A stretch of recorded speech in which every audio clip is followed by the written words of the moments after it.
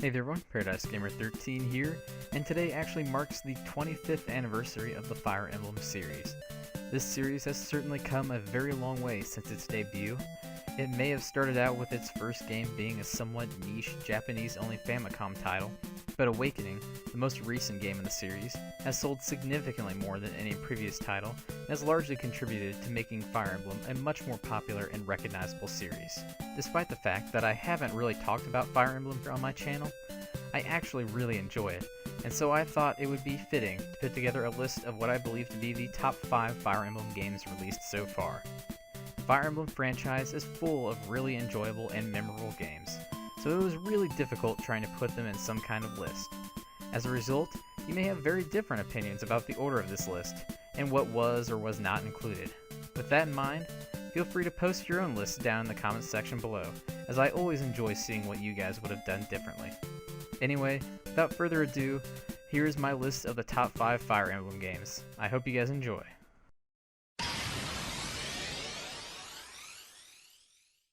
First up is Fire Emblem Sacred Stones for the Game Boy Advance. Sacred Stones, which was the last game in the series to be released on the GBA, combined some traditional mechanics with several new things, making for a really enjoyable game with quite a bit of length and replayability. At first glance, the main story might seem to be kind of on the short side, totaling only 21 chapters. However, about 1/3 of the way into the game, it branches off into 2 potential paths, meaning you can play through the game a second time and have a fair amount of unique experiences compared to your first playthrough. Branching promotions also adds to the replayability factor, as it can be fun to try out different classes and see which characters fit into which roles the best. Sacred Stones features a world map which, after beating the main story, will allow you to challenge a number of dungeon areas filled with monsters and even obtain some secret characters. Additionally, the game also has a really solid story with some really interesting characters. Although the main characters are very well developed, some characters seemed like they would have benefited from more characterization, which most likely just wasn't possible due to the game's slightly shorter length.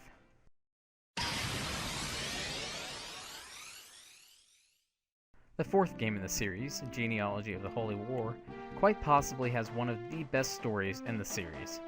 Unfortunately, the game was never released outside of Japan, so many international gamers may not have had the chance to experience it.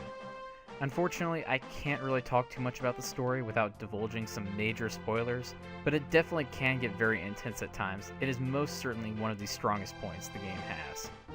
Genealogy also features several positive game mechanics, many of which were seen for the first time in the series. Some more minor things, such as being able to repair your weapons, being unable to die in the arena, and being able to promote without the use of limited master items, help to balance out what is otherwise probably one of the more challenging titles in the series. Featuring only 11 chapters, Genealogy might seem strangely very short.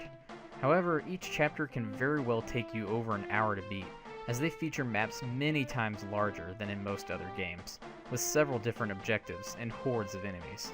As great as this game is, you can definitely feel its age, if nothing else because the character designs feature that iconic 90s anime hair. There are some times where the game can kind of drag on as well due to the sheer length of its chapters. Most noticeably, it's also missing some things that players of more recent games might take for granted, such as the fact that you have to manually calculate the damage you do to enemies, and whether or not you're fast enough to double them.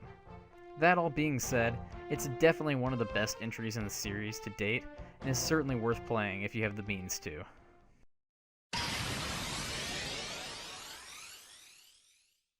Next up, we have the first Fire Emblem game to actually be released outside of Japan.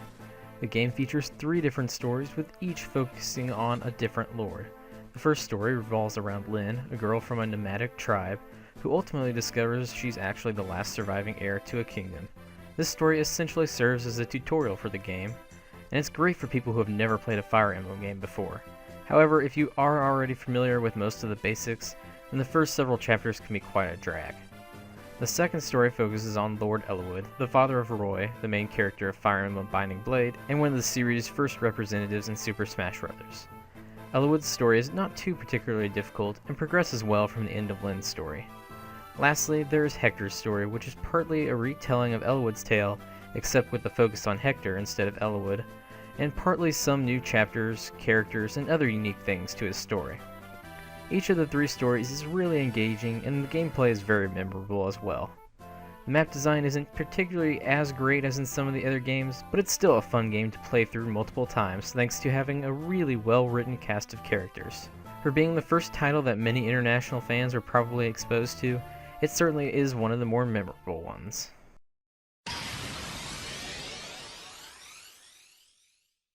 After 3 consecutive Fire Emblem games being released on handhelds, the series marked its return to consoles with Path of Radiance for the Nintendo GameCube. Path of Radiance features Ike, who, unlike most of the main characters in the series, does not have any ties to nobility, but is rather just the son of a leader of a small mercenary group.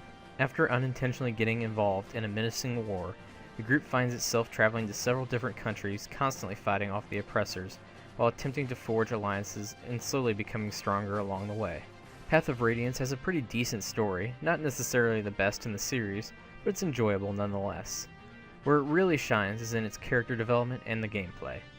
Featuring several different types of objectives, such as defending against waves of enemies and sneaking through a prison to free captured soldiers, Path of Radiance offers several different deviations from the more standard kill all the enemies or kill the boss objectives that most of the games tend to heavily feature. Additionally, Path of Radiance also includes some incredibly memorable map design, featuring a variety ranging from the insanely frustrating bridge and falling rock maps to a chapter that is so massive that it's split into 4 parts. Path of Radiance also boasts what I believe to be one of the best support systems in the series so far. Unlike the GBA games, where characters had to sit next to each other for a certain amount of turns to build supports, characters in Path of Radiance would build support just by being deployed together on the same map. This system allowed for more story-integrated support conversations, which helped further develop the already great cast of characters. Speaking of the characters, the last main point I want to bring up is just how good some of these characters are. Even some of the non-main characters such as Jill and Zahark are really well written. Another nice aspect is that not only do so many characters have great personalities, but thanks to Path of Radiance's original bonus experience system, every single character can be easily used and quickly become incredibly powerful. However, this does have the somewhat unfortunate side effect of making the game one of the easiest in the series. That being said though, Path of Radiance is a fantastic game, and although it can be extremely difficult to find for a reasonable price, it is definitely worth playing. In case you couldn't tell by now, I really enjoy the Fire Emblem series. I think there are a lot of great games, and as such, unfortunately I had to leave some off this list. With that in mind, before I announce number 1, I decided to point out a few honorable mentions that are still definitely worth a look.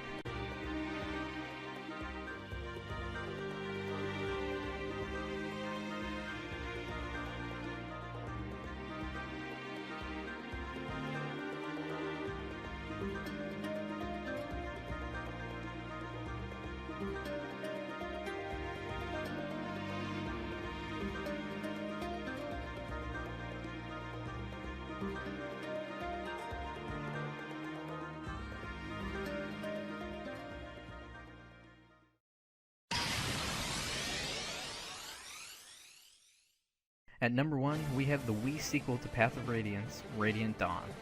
One of Radiant Dawn's potentially greatest qualities is its fantastic story, which in my opinion is the best in the series. Like with Genealogy of the Holy War, I don't want to talk too much about the story for fear of potentially spoiling a lot of major points, but essentially the game revolves around several different armies. Unlike most games in the series, though, for the most part, there is not necessarily a clear good side and bad side for most of the game. Each of the major armies has some very admirable and well-written characters who essentially all just want what they think is best for their people. There are several twists, particularly towards the end of the story, which are incredibly gripping due to just how well developed these characters are. Incidentally, Radiant Dawn is both one of the longest Fire Emblem games and also boasts one of the most massive rosters of any game in the series. Thanks in part to its length and the way the chapters are divided up, you actually get an opportunity to more or less equally use a substantial number of those characters. Unfortunately, the game does place restrictions on which characters you can and cannot use throughout the game, and also forces you to take a number of specific characters into the final chapters, which kind of limits the usability of some characters who may not be available as much. Gameplay-wise, Radiant Dawn brings back the excellent map and objective variation that Path of Radiance had, but is able to actually improve upon it, creating some of the most incredibly memorable maps. One particular difference is the inclusion of maps featuring multiple tiers. This introduces new elements of strategy, as you may be forced to hold the high ground and pick off enemies below, or struggle to fight your way to the top of a castle or fort. Radiant Dawn also brings back the bonus experience system present in Path of Radiance, albeit with some slight changes. Unlike the Path of Radiance system, in Radiant Dawn, if a character gains a level through bonus experience, they will only gain exactly 3 stats. This means it's not as beneficial as it was in Path of Radiance for quickly building up weaker units. However, instead it is actually more useful the stronger your units are. Radiant Dawn's bonus experience system allows you to more easily cap all the character's stats, specifically those with lower growth. Another point that Radiant Dawn excels in is the way the skill system is set up. Each unit has a certain max capacity with different skills, filling up different proportions of that capacity. As a result, skills can be fairly easy to transfer back and forth between different characters as needed, which can be incredibly useful.